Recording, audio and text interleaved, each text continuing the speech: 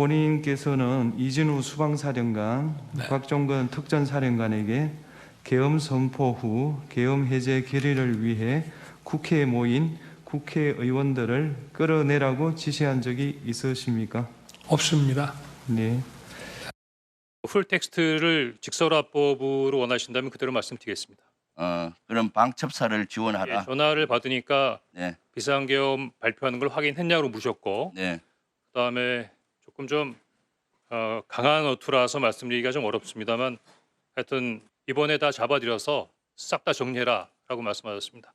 근데 그때 목적어가 없었습니다. 그래서 어느 누구를 그렇게 해야 되는지까지 잘 몰랐고, 그렇다고 대통령께 누구를 체포하라는 말씀이십니까? 라고 여쭤보기도 뭐해서 잠깐 기다리고 있는데 대통령께서도 약간 말씀에 퍼지가 있었습니다. 그러더니 지금 주시겠다는 건지 아니면 향후에 주시겠다는 건지 말씀하지 않은 상태에서 국정원의 대공수사권을 줄 테니 이번에는 일단 방첩사를 적극 지원해라. 아마 방첩사에 자금이면 자금, 인원이면 인원 무조건 지원해라고 말씀하셨습니다. 국내에 장기 암약하던 간첩단 사건을 적발했나 보다. 그래서 아마 이렇게까지 긴급하게 진행돼야 된다고 생각하고 국정원에까지 지원을 요청한다고 추정했었습니다. 어젠 탄핵 심판, 오늘은 내란 조사를 위한 국정조사 특별위원회가 진행되고 있습니다. 어제 윤 대통령 핵심 메시지 중에는요, 계엄 해제를 위해 모인 국회의원들 끌어내라고 한 적도 없고 최상목 당시 경제부총리에게 쪽지 준 적도 없다. 이게 핵심 메시지였는데요. 이렇게 탄핵 사유 핵심 증거들을 모두 부인했는데 오늘 다른 사람들의 저런 증언이 나왔습니다. 장현주 변호사님. 네. 대통령 전화 내용은 이번에 다 잡아들여 싹 다 정리하라. 이 얘기를 듣고 지시받고 간첩단 사건인 줄 알았다. 이 기억이 맞는지를 좀 재차 물으니까 대통령께서 말씀이 약간의 중간에 쉼표처럼 찍히는 포즈까지 썼다. 이런 기억을 홍장원 국정원 1차장이 하고 있더라고요. 그렇죠. 기억이 상당히 구체적입니다. 그리고 다 기억하시겠지만 홍장원 제1차장 같은 경우에는 이 비상계엄 사태 이후에 거의 뭐 가장 빠르게 나온 증언 중에 하나였죠. 그러니까 이른바 정치인 체포조에 관한 지시가 있었느냐와 관련해서 예. 홍장원 1차장이 당시에 그런 지시를 받았다라고 증언을 하기 시작하면서 상당히 큰 충격을 정치권에 줬고 국민들께서도 많은 충격 받으셨던 거 기억하실 겁니다. 그와 관련된 이제 증언들이 구체적으로 또 하나씩 더해져 가는 것 같은데요. 일단 기억 부분도 너무나 상당히 구체적인 것은 아마도 홍 차장 입장에서는 당시에 대통령 지시가 정치인에 대한 것이다라고 생각하지 못할 정도로 너무나 충격적이었기 때문에 기억을 더 상세히 하는 것 같습니다. 그러니까 홍 차장의 이야기에 따르면 마치 뭐 간첩단을 잡아다니는 그런 뭐 지시가 있었던 것으로 추정했을 정도로 당시에는 아마 정치인에 대한 체포를 해라라는 이런 너무나 명백히 위법하고 위헌적인 명령이 있을 거라고는 상상도 못했을 것 같은데요. 아마 그 이후에 정치인에 대한 지시였다라는 것을 확인하고 홍 차장이 국회에 나와서 증언하는 과정들은 모든 국민들께서 다 보셨을 겁니다.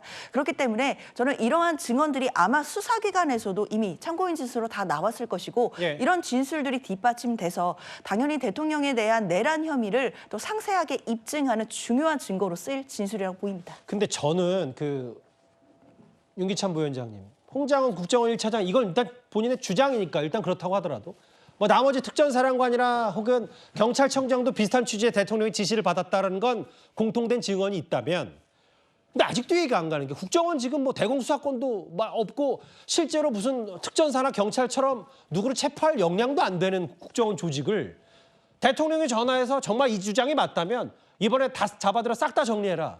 이 발언은 여전히 좀 의구심이 있거든요.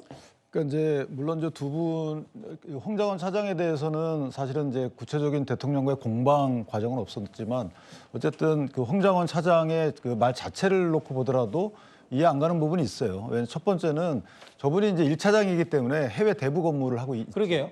그러니까 저기다 당장 전화해가지고 방첩사 업무를 지원해라 이런 취지를 얘기했다는 것도 2차장이 방첩 업무를 담당하는데 이것도 선뜻 납득이 안 되는 부분이 있고 또 하나는 이제 국정원장을 거치지 않고 저렇게 직접 차장한테 전화를 할 만한 다급성이 있었는지 했다 하더라도 이 부분이 또 하나 문제고 세 번째는 자, 홍정원 차장의 말씀에 따른다 하더라도 다 싹 잡아들여 그리고 포즈가 있었다는 거잖아요. 그러면 거기에 대해서 분명히 반문이 있거나 뭔가 이게 명을 받았다고 쳐요. 그럼 명에 대해서 분명히 저희가 본명하잖아요. 뭐 잡아들이라는 겁니까? 누구입니까? 이렇게 해서 구체화해서 명을 받아야 되는 건데 그런 절차가 전혀 없어요. 그러니까 이 부분은 상당히 이례적이다라는 생각이 들어서 만약에 이런 걸 수도 있죠. 만약에 저 말을 들은 게 사실이라면 혼잣 말씀인 것도 같았다. 이런 말이 많이 뒤따랐으면 제가 이해를 했을 텐데 저것을 대통령이 홍장원 1차장에게 전화상으로 한 말이 맞다면 그 뒤에 홍장원 차장의 대응 과정이 일반적이지 않다라는 부분이고 대통령도 일반적인 전화를 하지 않았고 실제로 홍장원 차장도 이게 너무 경황도 없고 대통령의 스타일상 지시를 했으면 당연히 따라야 되니까 뭐 쉼표 있을 때 복면복창하는 것도 뭐 있습니다만 그건 또 그게 이례적인 거니까 아니, 아예 왜 그러냐면- 반대로 그럴 수 있는 거 아니에요? 아니에요. 왜 그러냐면 저분이 처음 지금 저 비상사태를 보고 처음 대통령과 통화한 게 아니라잖아요. 예. 기다리라는 전화를 받았다고 해요. 처음에 누군가로부터. 그다음에 본인이 방첩사령관에게 물어봤다는 거예요. 예. 그러니까 이미 이게 비상계엄과 관련된 여러 가지 조치와 관련됐다는 걸 뻔히 알겠습니다. 알고 있으면 예. 간첩단이라고 했다는 저 말도 안 맞는 거죠. 왜냐? 본인이 이미 비상계엄 사태가 발령된 이후에 통화를 했어요. 예. 그러니까 간첩단이 어디 발견됐나 이렇게 말하는 것도 앞뒤가 안 맞아요. 그러니까 지금 우리 앵커께서 말씀하시는 그럴 수 있지만 저 당시에 저분이 비상계엄 관련된 그 통화를 세 통화를 합니다. 알겠습니다. 따라서 그 세 통화 이후에 어느 정도의 상황을 이해한 뒤에 대통령이 잡아들이려고 했으면 누구를 물어야 되는 것이죠. 그다음에 방첩사령에게 인력과 뭘 다 지원해 거기에 관련된 구체적인 명을 추진했어야 되는데 그의 그 과정이 없었다는 걸 보면 아직까지 저는 저분 말씀 자체만 보더라도 이해하기는 어렵다. 뭐 의원들 끌어내 체포의 이 얘기를 홍장원 1차장만 한 게 아니기 때문에 제가 윤기찬 부위원장에게 추가 질문을 드린 거예요. 또 하나 있습니다. 최상목 경제부총리는 계엄 발표 이후에 대통령으로부터 쪽지를 받았다고 했는데 윤 대통령 어제 분명히 준 적이 없다고 했습니다. 오늘 조태열 외교부 장관이 이런 말을 했습니다. 마지막에 다 이제 계엄을 발표하시고 들어가실 때 갑자기 저한테 참고하라고 접은 종이를 주셨습니다. 제가 기억하기로는 이 비상계엄 상황에서 뭐 재정자금 뭐 이렇게 유동성 같은 확보를 잘해라 그런 한두 개 정도 글씨가 써 있었습니다. 저는 이걸 준 적도 없고 그리고 나중에 이런 계엄을 해제한 후에 한참 있다가 언론에 뭐 이런 메모가 나왔다는 것을 기사에서 봤습니다. 근데 그 기사 내용도 조금 부정확하고 그러면은 이거를 만들 수 있는 사람은 국방장관밖에 없는데 국방장관이 그때 이제 부속이 돼 있어서 구체적으로 확인을 못했습니다. 본인이 대통령으로부터 직접 쪽지를 받은 것은 맞다. 맞습니다. 어제 헌법재판소에 직접 나서서 윤석열 대통령이 뭐라고 했냐면 쪽지 준 적 없다. 나중에 메모 나왔다는 기사를 봤다. 그리고 김영현 전 국방장관도 구속돼 있기 때문에 이걸 뭐 지금 가타부타 따질 계제가 아니었다는 얘기를 했거든요. 근데 다음 화면을 보겠습니다. 김근식 교수님. 네. 최상목 권한대행도 지금 쪽지 종이를 받았다는 입장을 지금 지키고 있고 조태열 외교부 장관도 대통령이 쪽지를 줬다. 이건 뭐 조금 다른 계제의 쪽지일 수 있는데 이거 저희가 어떻게 받아들여야 돼요? 그 어제 사실은 우리 현직 대통령으로서 헌재 변론기일에 처음 출석을 직접 해서 예. 이러저러한 이야기가 나왔습니다만 가장 주목되는 게 기존에 지금 이른바 내란 혐의를 받고 있는 주요 종사자들의 공소장이나 진술과 좀 다른 내용의 대통령의 발언이 나오지 않았습니까? 그 대표적인 게 끌어내리라 한 적 없다는 거하고 최상목 기재부 장관 부총리에게 예산 관련 쪽지를 준 적이 없다라고 지금 대통령은 말씀을 하셨는데 맞아요. 지금 기존에 지금 일관되게 진술과 공소장에 나오는 것으로는 최상목 총리도 일관되게 그 쪽지를 받았다는 이야기를 하고 있고 지금 오늘 아까 화면에 나온 것처럼 조태열 외교부 장관도 그걸 이야기를 하고 있고 또 지금 제가 알기로는 오늘 민주당 측에서 그 쪽지 사본이 지금 공개가 또 되기도 했습니다. 그래서 그리고 또 최상목 대행은 그 쪽지를 경찰에 제출한 걸로 제가 알고 있습니다. 그 원본이 있는 것이어서 이 내용에 대해서 정말 그러면 유령이 준 것인가라는 지금 생각이 나올 정도로 진술이 엇갈리는데 저는 그렇게 생각합니다.